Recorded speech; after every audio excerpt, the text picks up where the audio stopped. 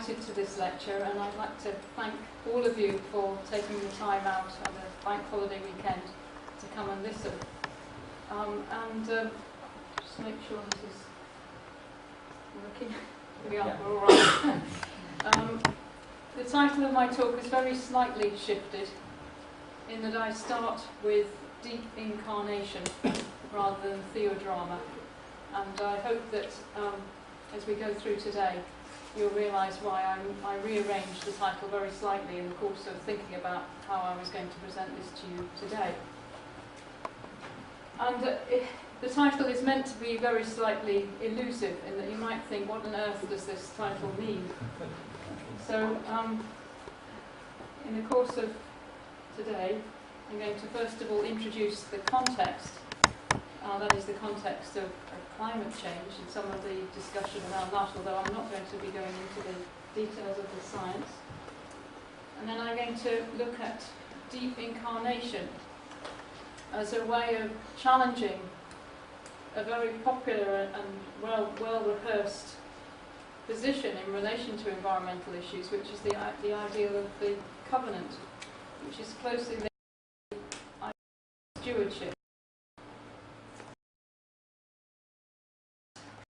Justice in relation to a philosophical position known as the capability approach that deals with justice and also to other species. I'm then going to look at justice as virtue, in other words, try and interpret what justice making might mean in virtue terms, and for this I've drawn Thomas Aquinas' understanding. And then finally a few concluding remarks.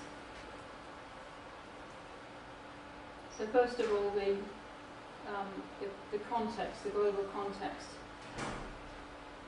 Climate change books appear with increasing regularity, and I went to Blackwell's this morning and I picked up a book, yet another one, by Professor Michael Hume called Why We Disagree About Climate Change. So there are heated debates about the issue, although I think that the overall weight of opinion is that climate change is with us and getting worse. And he says this, that we also need to reveal the creative, psychological, spiritual and ethical work that climate change can do and is doing for us. So it's a fairly vague statement about the need for spirituality, hinted at in a very secular book. But I think it sort of points really to the possibility for theologians to engage in this issue in a way that I think has been sorely neglected, or at least only tackled by one or two authors. And I think that from a theological perspective, climate change is about the breakdown, or epitomises the breakdown of relationships. And alongside that, there's a residual sense of guilt that something has gone slightly awry. And I think these are public perceptions. We have this sort of latent sort of feeling of something is wrong. And I would go further than that and claim that this is related to what I would call anthropogenic sin, or anthropocentric sin. And within that, it is about our human responsibility for aspects of climate change. Because although climate change does happen, as it were, in and of itself through courses of change in climate over the centuries, that contribution to climate change by humans, I would say, is related to anthropogenic sin. So we have to think then, if we're going, and I'm not going to go into precisely what that is in any detail, but I want to set up really why I'm taking this particular approach. A response to that breakdown, that sin, we could see we need a reconciliation with God and others, and those others include our kin, including other creatures. And I would say that the reconciliation takes place through the two movements, as it were, through the movement of incarnation and the movement of soteriology. I'm not going to go into detail of sociological aspects today, but I am going to stress the importance of the incarnation. And I refer here to the biblical text in Colossians 1 that speaks of the cosmic Christology, that involvement of Christ, both in the creative aspects of the beginning of the world, but also drawing the whole of the universe into redemption. But rather than tackle all of that in one go, I'm going to refer today to what I would call deep incarnation, and how that connects with environmental justice and also ecological justice. And I will be explaining what these terms mean as we go through. So, as I said, I'm just focusing on deep incarnation, but that doesn't mean to say I don't think the sociological aspects are important. But we don't have the time to tackle both today. But if you want to ask me about that in the question time, I'll be very happy to discuss it.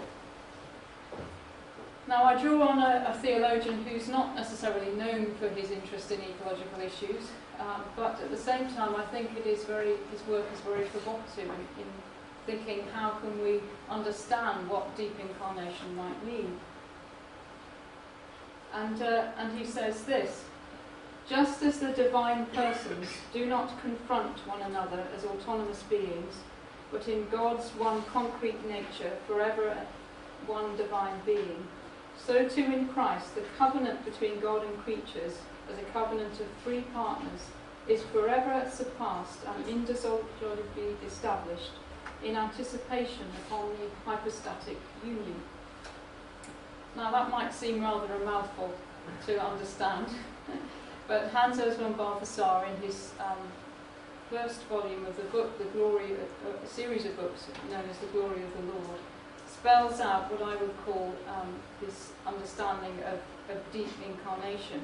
An incarnation that, if you like, takes us beyond the covenant ideal of how to relate God and creatures through this notion of covenant. So in other words, Christ, as it were, deepens that notion and takes it a little bit further. How can we understand this step by step? First of all, Christ's full humanity is expressed in ordinariness. Christ then is within creation. Christ, as it were, is found in the fragile human. The assumption of flesh is kenotic, but it's not kenotic in the sense of giving up divine attributes, but kenotic in the sense of being fully present in a fragile human life.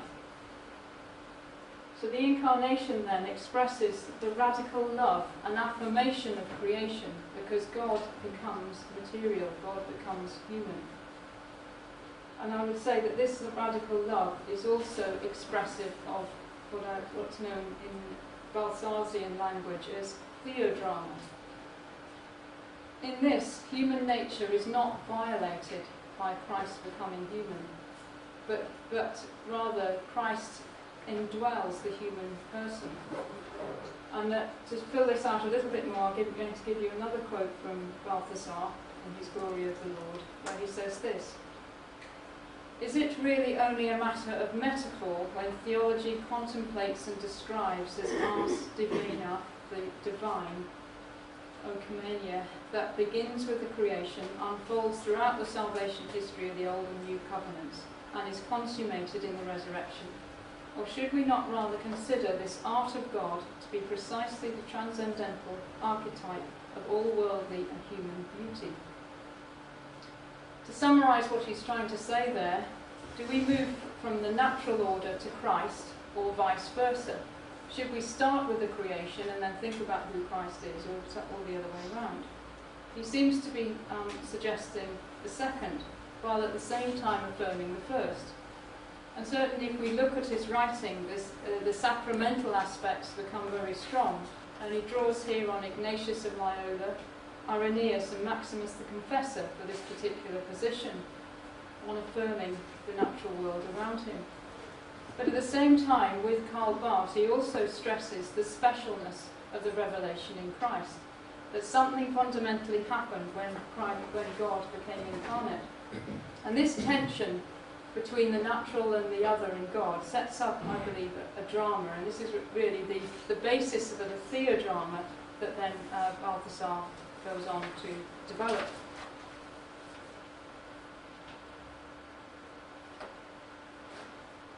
Now, the analogy between the world and the God is then set alongside the holiness of God. And this tension between the two permits the drama to unfold. And Balthasar also says this, he says that the breaking of God's law is more deadly than one can see from the standpoint of the world alone. So in other words, something is fundamental about the holiness and the holiness of God being present in the world in the person of Christ. This means that he also qualifies political and aesthetic interpretations of where we are. The charis of God is far richer in grace, far more free, bestows a far greater transfiguration than any political, aesthetic world of images made by men would ever have supposed. Now, men's meant here in an inclusive sense, so it could be men and women, but I'm not changing that translation because it's a direct quotation. He seems here then to suggest there's something breaking into history in a very similar way to Karl Barth. Now, of course, there are problems with this, in that you could say, well, what about social issues of the day? Has something gone awry here, in that he doesn't seem to be connecting all that well with social and ethical questions? And he's been criticised for that, but what I'm trying to suggest is that his theology can be extended into this area and elaborated further without going down the route of entangling God in the world in the manner that some other authors, such as Jürgen Moltmann, have done. Now, Moltmann is someone I spent a long time working through because I did a doctoral thesis on his understanding of God and ecology.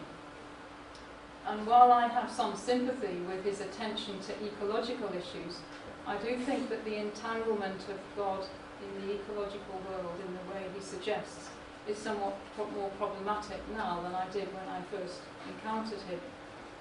And I think this is where von Balthasar can help us, even though we can also take inspiration from the attention that Jürgen Moltmann and other such writers pay to the natural world around him. Although even he does not pay sufficient attention to the real reality of the ecological questions that confront us. And his book, God in Creation, talks far more about God rather than the creation around us. So if we go back then to Balthasar. Now, Balthasar, of course, doesn't use evolution in the way that I do, in that it's more like a backdrop for his thinking on drama. But if we start thinking about theodrama in relation to what I call the drama of evolution, then here, deep incarnation includes suffering, death, even hell and chaos. But it's a drama of the involvement of God with creation as such, rather than just the involvement of God with human beings. And here we can compare this understanding of who Christ is with more liberal views of Christ as simply one who is spirit-filled or a moral exemplar. And I believe that this much richer understanding of Christ in kenotic categories is very helpful. In theodrama, we understand God as the author of the drama, the Holy Spirit is the director, and human beings are actors.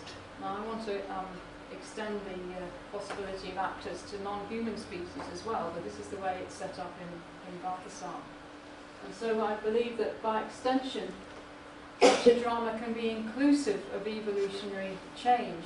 So it's not simply a stage on which human beings act out as players, but actually the drama itself can include a much richer participation by other creatures.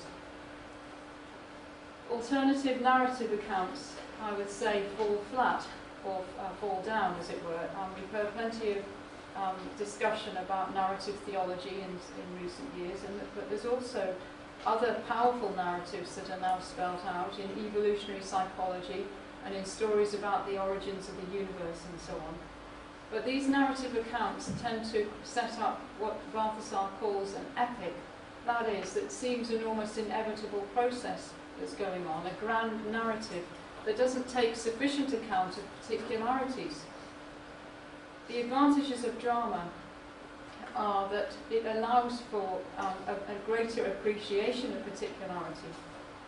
And in his second series of books, known as Theodrama, Balthasar says this: It so overarches everything, from beginning to end, that there is no standpoint from which we could observe and portray events as if we were uninvolved narrators of an epic.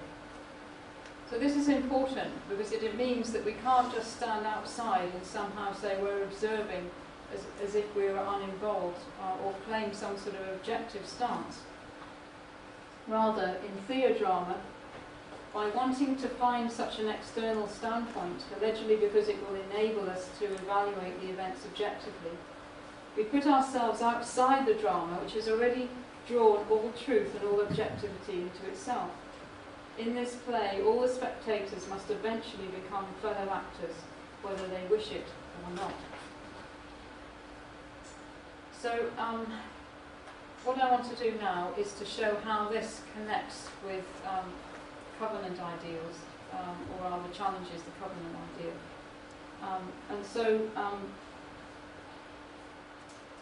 Covenant ideal is linked then with stewardship and contractual theories of justice.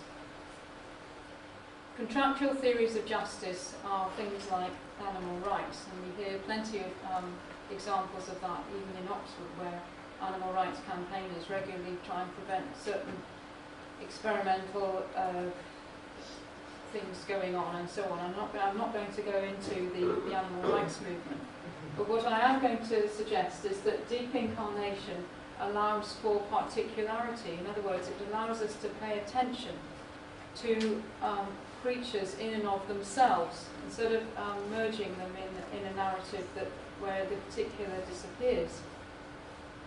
Narrative epic can also lead to resignation rather than participation. And I would say that deep incarnation and theodrama actually allows a much greater sense of participation. It invites participation in the drama.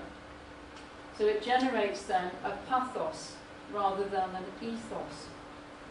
And what do I mean by pathos? I mean an encouragement to participate in the drama and living through events rather than just standing outside and saying this is the ethic we need to adopt. It actually tries to encourage us to see ourselves as integrally related to what's going on. So and in this we could say that it reinforces the celebration of the Sabbath as the goal of creation, which comes out from the Genesis text. If you look at the story of Genesis, the end of the creative process is the Sabbath, and is God celebrating the natural world rather than humanity as such. And I think that this idea of deep incarnation also reinforces this sense of celebration. God with us, and you could say that that's expressed in a very profound way in Emmanuel, Christ with us.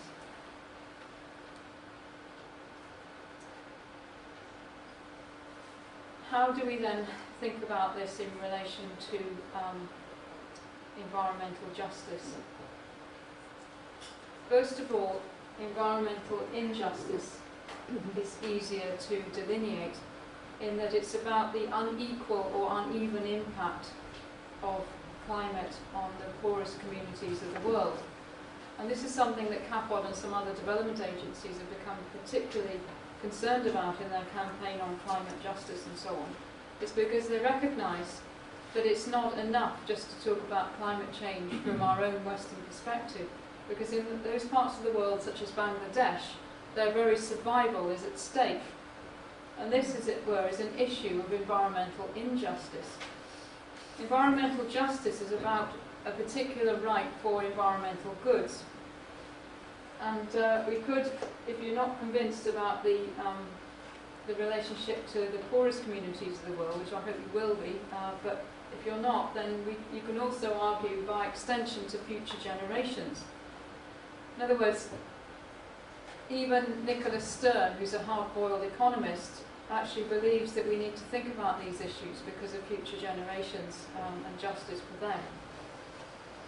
Ecological injustice and justice is as it were, another layer in this problem, in that we can't think about the future of humanity without thinking about our relationship with other creatures and their own particular goods. And ecological injustice has to do with not just species extinction, although it includes that, but also the lack of flourishing of other creatures other than human beings. Can we then move on to thinking about justice or rights for non-human nature? And this is something that I'm going to look at as we go through the rest of the session today. Although justice or rights has been confined to the human community in the classic texts, I believe that climate change and other environmental issues presses us to think about justice issues as being worthy of consideration for non-human species as well. That is, we need to think about our obligations to non-human species. They are worthy recipients of our justice making and shouldn't just be taken out of the equation. So we have responsibilities both in relation to ourselves as agents, but also who are the recipients of justice making. And I think here Martha Nussbaum's approach using what's known as capability theory is particularly helpful. She draws on, she's a philosopher, but she draws on the economic theory of Amartya Sen, and she's also critical of Rawls, his own understanding of procedural theory of justice. She's critical of him because it doesn't allow for us to think about non-human species, and it also doesn't allow us to think about globalization or those with disabilities. So it only really applies within a Western context. And Nussbaum instead believes that we need to think about the minimum basic entitlements for flourishing rather than thinking of justice just in terms of procedures. And of course, John Rawls's position assumes a social contract between equal partners, whereas Martha Nussbaum's theory allows the possibility of unequal partners to be in relationship with one another. For her, the human list of minimum basic requirements is adapted to non-human animals, but the reason she's making this adaptation is because of the cruelty that she witnesses by humans to non-human creatures.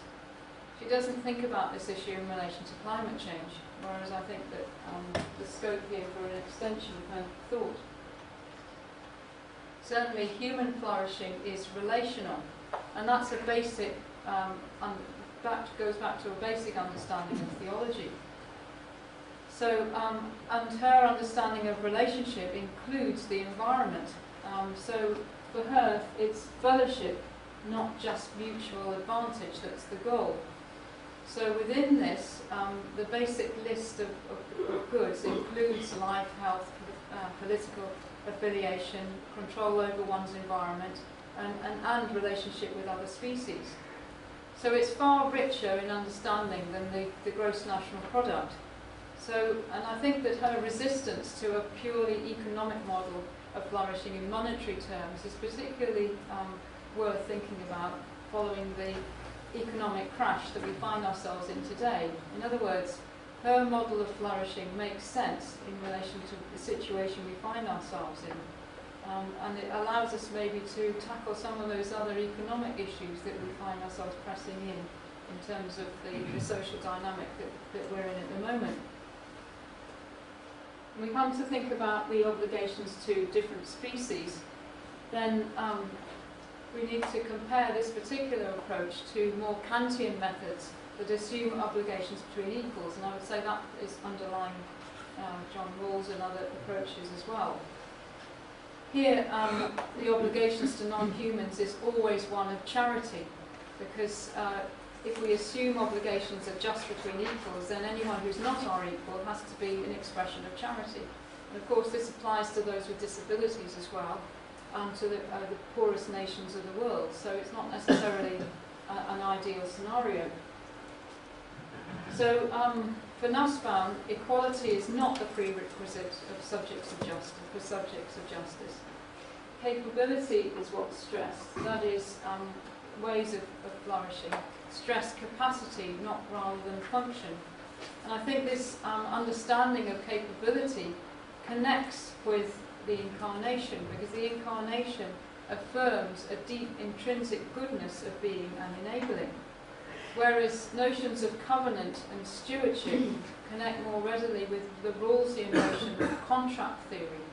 Now, although the covenant has been used in repeated ways to try and argue for a particular environmental ethic, I would say that it's insufficient, because, as I said, it leads to this affiliation with contract theories, which are an impoverishment of what we need to do in the situation in which we find ourselves. When we think about capability and obligations to different species, then only individual loss is relevant to justice for her, rather than species themselves. And this is where I challenge aspects of Nussbaum's thinking, because I think that to focus on individuals and not think about the importance of species loss is a mistake. And it relates to her rather thin conception of the good. Species loss then is relevant as justice issue, as a justice issue if future generations are included. Future generations are those both human and non-human. So if we think about future generations of humans, if we accept that species loss is not an issue of injustice, then it won't concern us. Whereas if we think about future generations in relation to other species, then it will concern us. So what I'm arguing for here is that, against Nussbaum, is that we should be concerned about species loss, as well as just simply the individual impact on non-human creatures. Some philosophers have argued that future generations are outside the realm of moral concern because they don't yet exist, whereas I think that this is an impoverished account of how we should think about justice. And if you look at some of the examples of those species who are in near extinction, the variety and richness of these creatures, including here the box turtle, the hibiscus in Mauritius, the South American marsh deer, the columbine monkey and the swordfish. All these creatures, as it were, are endangered, and so we should, and they're just a very, very small fraction of the hundreds of species that are going extinct. I think we do need to have concern about these issues. The question then comes, well, how should we implement? If you followed me so far and you agree that maybe non-human species should be recipients of our justice making, then how do we go about making changes? Certainly through the capabilities approach for Nussbaum, in the case of non-human animals, life, bodily health, bodily integrity, senses, imagination, thought, emotions, and so on. These are all, as it were, what is due to other species. The way she ranks entitlements is slightly problematic because it depends entirely on human analogies in a way which I find difficult. In other words, I don't think she's studied ethology, that is the close study of animal behaviour, sufficiently. But we do have to think about how we arrive at a considered judgment of what should go in this list. And also, she suggests that we should supplant a lack of cooperation with what is just. In other words, those animal creatures that don't seem to be cooperating, we should encourage them to cooperate. Now, I think this is pushing them in a direction which is just subject to human values rather than allowing them to be themselves. Yes. So I'm arguing against her in that respect, but I do, at the same time, I do value her basic understanding of capabilities. And also her affiliation means bonding and fellowship with others. Now, underneath some of her writing, very now and then, she comes up with the idea of wonder, which also I find quite interesting. Although it's a secular understanding of wonder. So these are hints, as it were, in the secular world, which we can make the most of theologically. And she says this: the capabilities approach which begins from an ethically attuned wonder before each form of animal life, offers a model that does justice to the complexity of animal lives and their strivings for flourishing.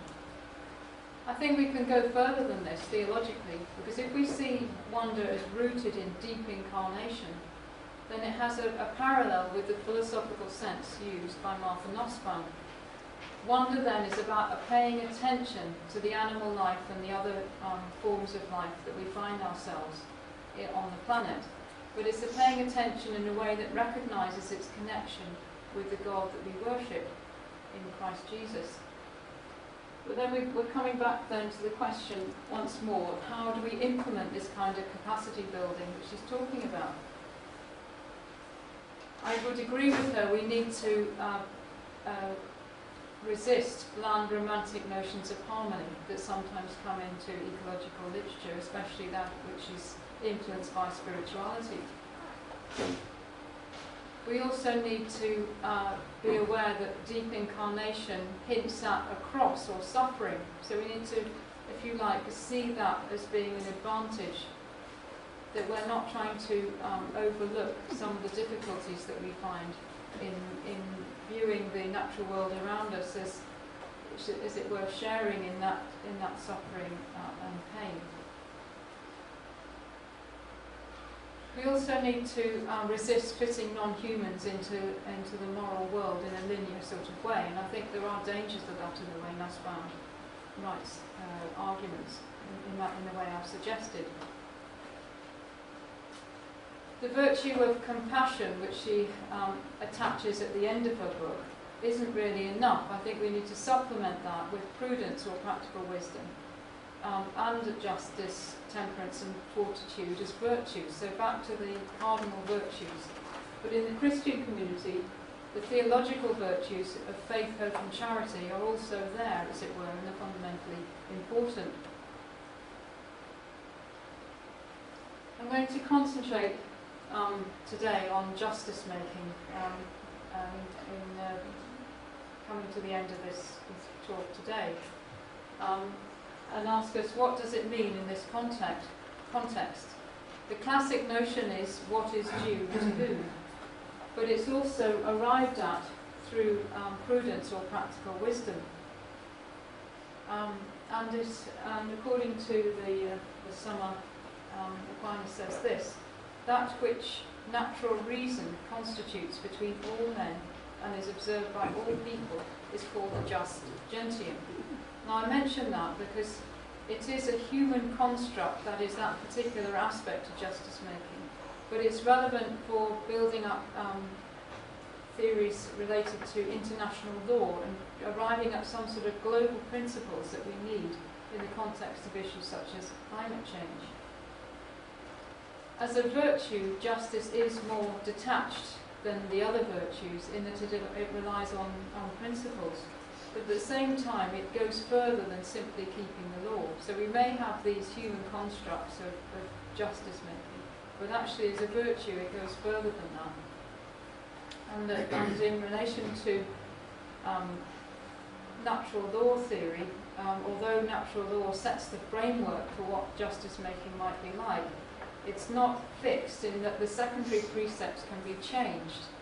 So therefore, I believe that there is a case, even within Aquinas' theory, for extending our understanding of justice making to the non-human creatures. Capability approach permits a flexible interpretation then within agreed global goals. And the just gentium situates the requirements for international justice making in a way that is quite helpful. How we work out what to do, I think, is related to practical wisdom or prudence. The goal of that prudence is the common good. And this is where I part company with Nussbaum, who doesn't have a strong sense of the common good. She weakens that aspect, although she does draw on Grotius's understanding of natural law. She doesn't want to come down with a particular vision of the good. Deep incarnation implies a much richer notion of the good related to capability.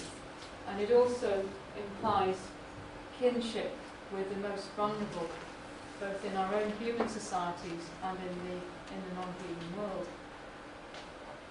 And to come to some conclusions now, I've covered a lot today, but I hope that the tour I've made gives you some food for thought at least, and maybe you can take up further thought and questions. But here are some preliminary conclusions. First of all, deep incarnation, I suggest, is a theological basis for repair in broken relationships, including those with the natural world. Deep incarnation, when situated in a theodrama, invites Sabbath along with active participation. In other words, it reminds us of that need to take time to celebrate, to be with creation, as it were, to give us some maybe motivation for why we should care about things other than our human societies, but also inclusive of human societies. So the two are not so much divided but interconnected with one another. I would say that the biblical notions of covenant extracting contractual theory is insufficient to meet the challenge. We need to go further and deepen that notion of covenant. And that deepening is done, as I suggest, through deep incarnation in the sense of theodrama. A modified capabilities approach opens up a richer possibility of eco-justice and justice making. I think this is important because if the narrative of the end is told in a way that seems that what's going to happen is inevitable, then this leads to resignation.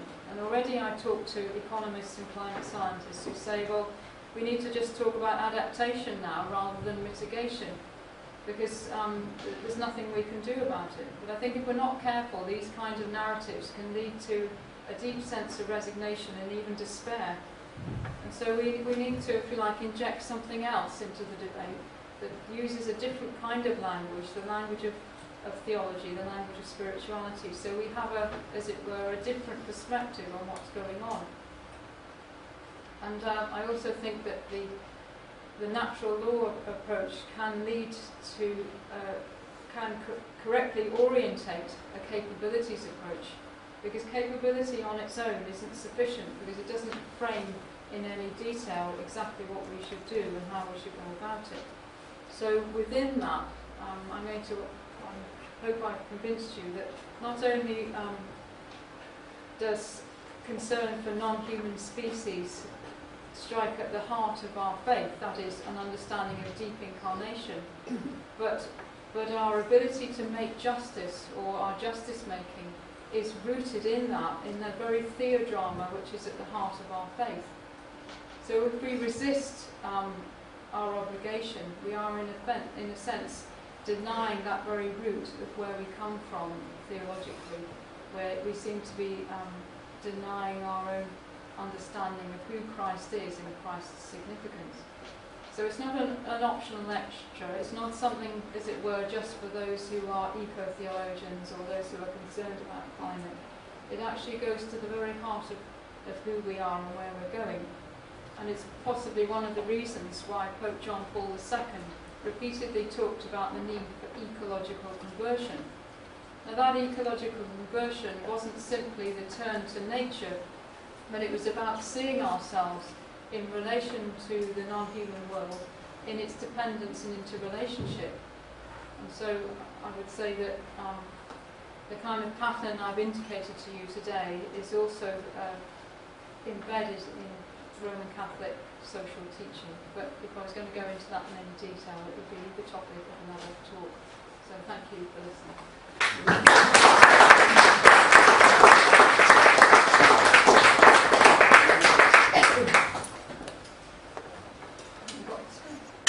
Questions?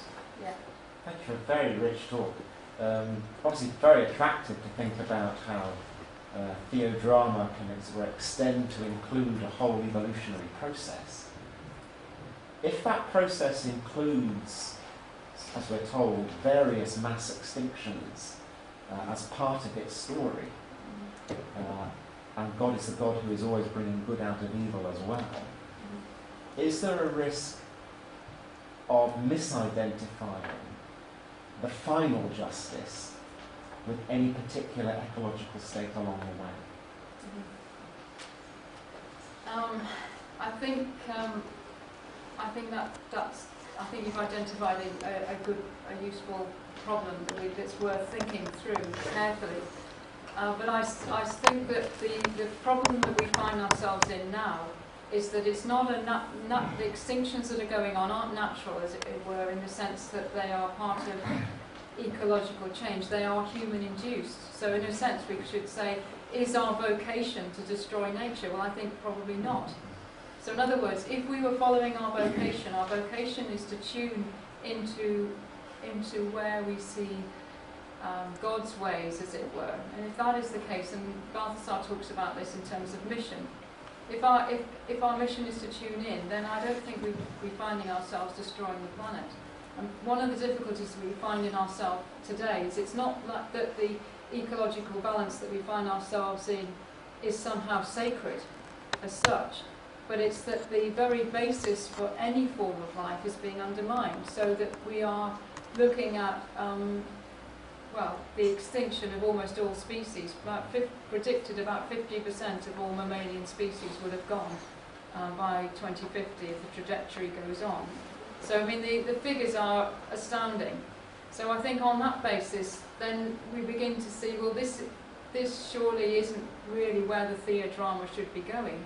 We've somehow taken charge of the situation in a way that's negative, and it may end up in total tragedy. But I don't think that God is beyond that. But I think that if we are going to respond in a way that's helpful in terms of vocation, then I think we need to try and tune in to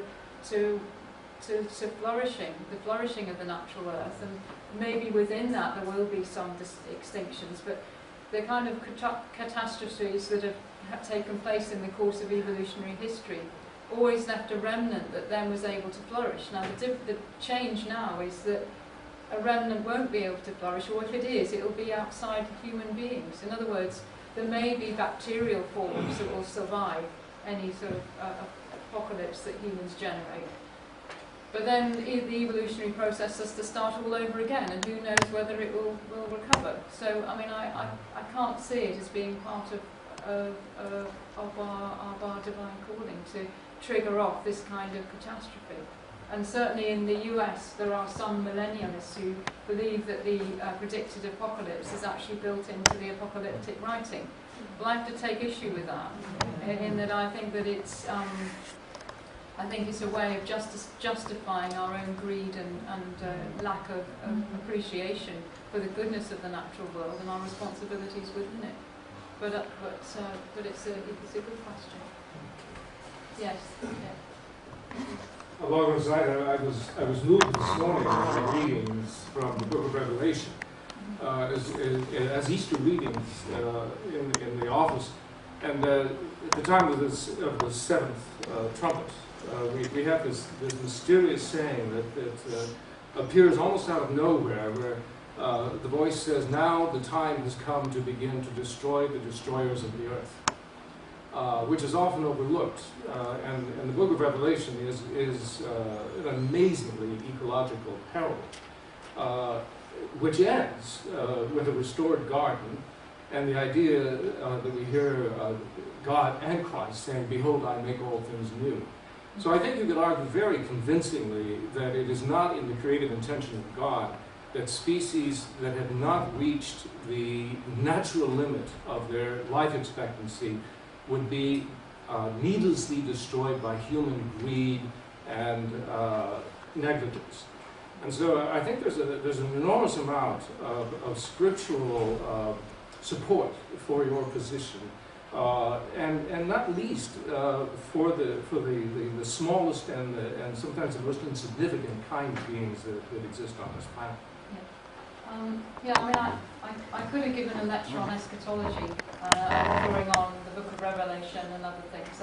I didn't. I chose instead to do justice making because that was the topic that I was asked to speak on. But certainly there is behind that justice making, or maybe flowing from it, there is this understanding of eschatology and what that means. And you might be interested to know that I've been involved in several discussions with secular theorists on what climate change is in terms of apocalyptic theory.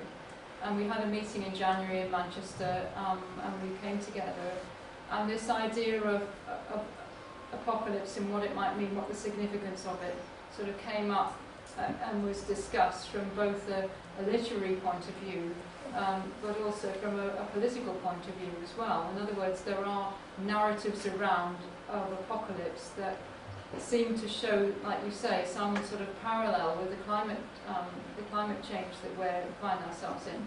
The difficulty, of course, is that those narratives of apocalypse are very often told in a way that makes them sound like what I would call an epic. And an epic is one where it's almost like an inevitable chain of events, one after the other. And so therefore, I think there are certain dangers in using the apocalyptic narratives, because it almost breeds this sense of fatalism, that we are somehow caught up in this, and that we don't have any, our own human weakness is such that we're not able to control the situation in which we find ourselves. At the same time, I think that there are certain ways of dealing with this through theodrama. In other words, if we see the events that we find ourselves more as a drama rather than as an epic, then it means that we do take our own individual responsibility more seriously, because we are then agents in this activity. And in this sense, I think that we get round that sort of fatalism that's somehow embedded in some of the secular discourses on apocalypse. And we begin to see that perhaps we can make a difference through our own activity, but of course it's also one that's where there needs to be cooperation as well as just individual action.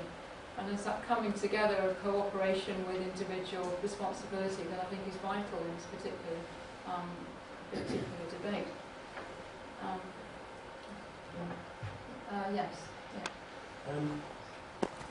One of the problems is that there's this worship of the god of Mammon, this idolising of profit, of capital, and short-term capital and profit, not long-term.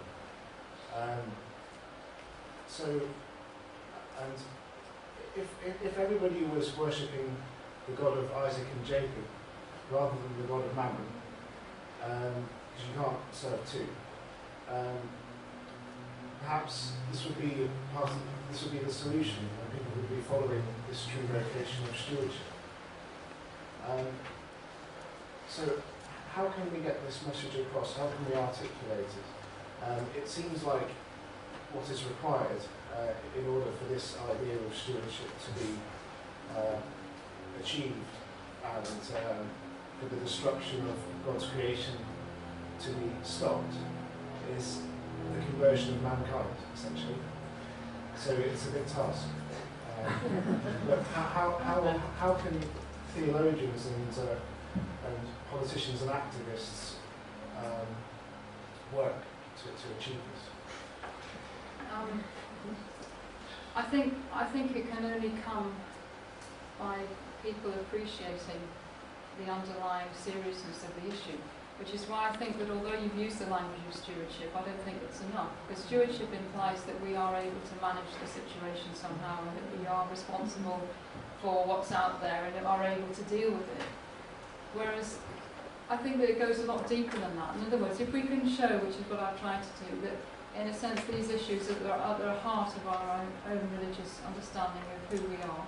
In other words, if deep incarnation implies that God is concerned about the whole of the natural world, then what we're doing is, in a sense, not just destructive to the creatures with which we are in relationship, but it's also somehow deeply offensive to the God who is incarnate. So it's a way of trying to heighten. I would say we need to find ways of heightening motivation, and I think that can be difficult when the stories about climate change and other issues sound very depressing. In other words, if the end is in sight and we just have this kind of fatalistic approach, somehow the motivation is taken away. So we need to find ways of actually, as I said, being with the natural world, appreciating the importance of it, the variety, the richness, the diversity, and then from there trying to encourage people to be motivated to make decisions away, and that then will flow naturally away from the kind of materialism and capitalism that you're suggesting. Because if we take time to with the natural world, we will understand that the kind of richness and values we gain from that far surpasses anything that can come from satisfying our material goods. So it's about trying to understand flourishing and what that means. And one of the advantages of Martha Nussbaum's position is that she doesn't talk about flourishing just in terms of GMP. She talks about flourishing in a different kind of way, which is about our potential for freedom, potential for arriving at certain goods. And I think that if we could change the sort of what I would call the social economic goals from a secular philosophical perspective, that again is another step in the right direction, because it's trying to undermine the sort of consumerist mentality that says that we are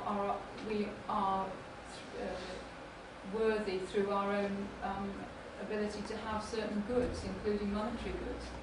But instead we should say we are worthy through our ability to be in relationship with each other, in relationship to the natural world around us.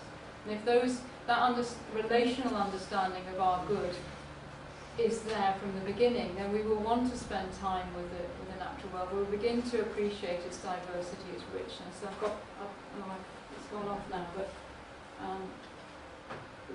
on here, these are these are coral reefs, and I've deliberately ended with that slide because coral reefs are very fragile, they're very beautiful, and they're also very vulnerable to very small changes in climate. Even 1 degree temperature rise will effectively kill these wonderful creatures and bleach them. And that ability to wander, to stay in wonder, to be connected with the natural world around us, to appreciate that, well, if you like, start to act out that inner conversion that I think needs to happen. So we need to be, as Pope John Paul II said, converted to Christ, to be transformed. But that conversion to Christ includes an appreciation of the richness of incarnation. Now, of course, not everybody, as I said, will become Christians, and therefore, if we're going to act on a global scale, we need to use a language that connects with other people as well, other than those who are religious. And that's why I've drawn on Martha Nussbaum, because I believe she acts out as a secular philosopher. So even if we don't go down to the sort of deeper inner meanings for Christian thought in why this is important, we can at least emphasise some of the issues that she emphasises. And hopefully that will also shift things in the right direction, away from, like I say, the monetary goods, the market consumerism that is evidently failed, and it's why we're, as I said, we're in this situation of economic crisis. Yes, thank you. Can I just thank you very much. It's very interesting. But one of the things I think, one of the problems I find when looking at this is that I think that over the recent time there's been far too much emphasis on the rational, and the rational being who is and who isn't. If someone's rational, that's fair, and that's godly in a sense, but that what isn't rational is therefore in some way outside that. And I think that we need to get back to an idea not just of the natural, but the rational, but the emotional coming together with what's around us, with hope, and with the virtues that emphasise how we relate, the good that we see in other things. Like, I was much struck with when you said about how we tend to want to bring things into our world on our terms, see them on our terms, rather than what's good for them as a species or a person. And particularly since I was involved with thinking about how we think in terms of reason, and then we say that that's somehow godly. But if you have somebody who's mentally disabled or has problems, they're not always rational. Where do they stand? And I was discussing it with John Haldane, and he wrote a very interesting paper on that very thing, which was, well, part of it, which was in answer to Nussbaum, in fact. Yeah, I mean, I think that I wouldn't disagree with you, and I also think but I think that what you have to do, or what I want to do, is try and find those philosophers where I have some sympathy, and then challenge aspects of their work and go a little bit deeper. And certainly for Aquinas, as I understand it, I'm sure it may be corrected in the present company, but as I understand it, virtues are not just about reasoning, they're also imputed through the gift of grace. Oh, yeah. And so therefore it opens up the possibility of a spirituality, including prudence. So prudence is found not just in those who can reason, although prudence can be used in that way. It also can be a gift of the Holy Spirit. So it can be in children and those whose reasoning is impaired. So in other words, it's acknowledging that certainly in the secular community, using that kind of language of grace and the language of spirituality may not make much sense. But one of Nussbaum's books is called The Upheavals of Thought, and within that she does emphasise the importance of the emotions. So I would the idea that Nussbaum is just unemotional. I think she does acknowledge the importance. No, I wasn't thinking of her as being that, but okay. and I wasn't thinking right. of Aquinas either, because right. I think there's great depth in Aquinas. All right. Well, it's the more rational yes, side I know, of but society. John Rawls's approach is highly, highly rational, and that's one of the problems I have with it. It's about procedural justice. It's about coming to a procedural justice between equals. It's about getting back to what he calls the original position. That is, although that's meant as a kind of step of intuition as to how we get to that original position, it's still a very rational way of taking things. And one of the areas that I wanted to stress here is the need for wonder, and I have stressed that in another book I've written called Wonder and Wisdom. In other words, wonder comes first, then wisdom, and then we arrive at wonder again.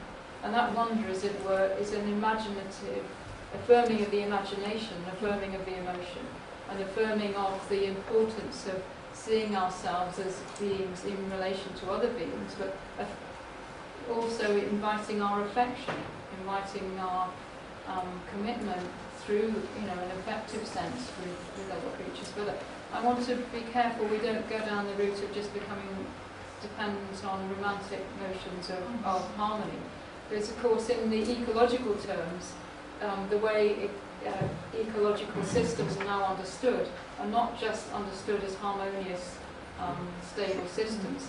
They are fragile, they are unstable, they are also in relation to human beings. Human beings are in relation to them, as it were. And the language that's used now is the language of disturbance rather than the language of stability. So this is where ecology is moved, and I think the problem we have is that some writers in this area, in the theological and the philosophical vein, haven't moved on from this idea of ecology as some sort of stable state. Actually, it's far more unstable than we realise. But within that, we need to say, well, who's doing this destabilising? And if we are, if you like, destabilising it down a certain route, that may eventually break down the system completely. So it's no longer moving to another sort of semi-stable state, is actually destroyed completely. So I think we have to distinguish between these things of not wanting some sort of fixity, but also showing that if if the biodiversity carries on shrinking, we won't have an ecosystem at all. It will just be, we will be in a very sort of barren landscape.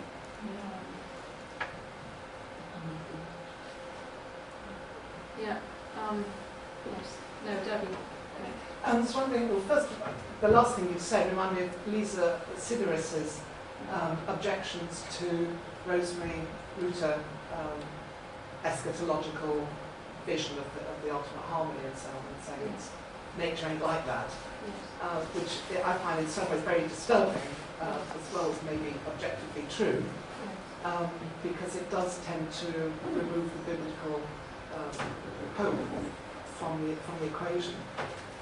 But I was going to ask you what practical implications you would suggest for individuals to enable the flourishing of other species, not just on an ecological basis, but on an actual day-to-day practical basis. Okay. Well, this is where I bring in the orangutan. It was in yesterday's paper. It's about, it's this article, it's very good actually, I thought, in some respects. It's called Victims of the Oil Rush. And it's about our desire for palm oil. Because of our desire for palm oil, which goes into all sorts of products, including flora, margarine and other such things. There's a whole list in here. The vast tracts of the Borneo forests have been destroyed, and with it, the orangutans. The author of this particular article has talked about it in terms of genocide. Now that's very interesting to me, because genocide is, because they're so connected with human beings, these primates, that she sees it as a genocide. So this is the secular language. Now, a very easy way of actually helping that situation for us would be not only to give money to charities that support protection of orangutans, but also boycott those products where palm oil is being used and challenge companies such as, I'm not sure, I better not name and shame any of them, they're in here, but challenge those companies that habitually use palm oil in their products without declaring it on their labels. Because, you know, I read down the list of products and I thought, well, we buy that and we don't even know, you know, because it's very cheap vegetable oil. So it's that kind of thing. It's being aware of the information, finding out, and it certainly was news to me, some of this, finding out how we can act in a way which is conscious of other species. But of course this also affects global climate as well, because with deforestation you're going to disrupt the basic, what Lovelock has called the lungs of the earth. And I think it's fair to say that the rainforests are fundamentally important, not just in terms of biodiversity and orangutan protection, but also as a means of stabilising, or trying to stabilise at least the climate. Now the difficulty then comes, or what happens if we get to an irreversible tipping point beyond which there's no more stabilisation, and we're sort of, you know, on this trajectory for almost an irreversible change. Now, I don't think we're quite there yet. So while there's hope, there's still time to act. But we have a very, very narrow window of opportunity this generation. And that's why I'm still, you know, I've been trying to speak on this and other related areas for the last, I don't know, 15 years or more. Because I think that we only have a very narrow time bound to do something. And after that, maybe it will become completely irreversible. Prince Charles gives us 100 months. Well, I don't know how many months it is, but I think this notion of instability needn't be seen as a threatening. We could see it more as a dynamism that's built into the system. In other words, we should welcome the reality that we find in the natural world, in the ecological world, and see it as part of God's given provision for us to be part of that. Because, of course, in the old system, we tended to think of ecology or ecological stability as something somehow outside human societies. Well, actually now ecologists are talking about humans as being woven into that. So, you know, so there's a much greater sense of our own responsibility then within it. In other words, we will make a difference to that system. So I think there are pros and cons of the old and the new models. And I do have some sympathy with the way Lisa Siderest does approach some of these issues. I'm going to be involved in some dialogue with her that's then going to be published in a book apparently, so that, you know, I'm not sure where we will end up with it, but they want to do a debate between her and me in a book form, so I have to let you know about that. Yeah.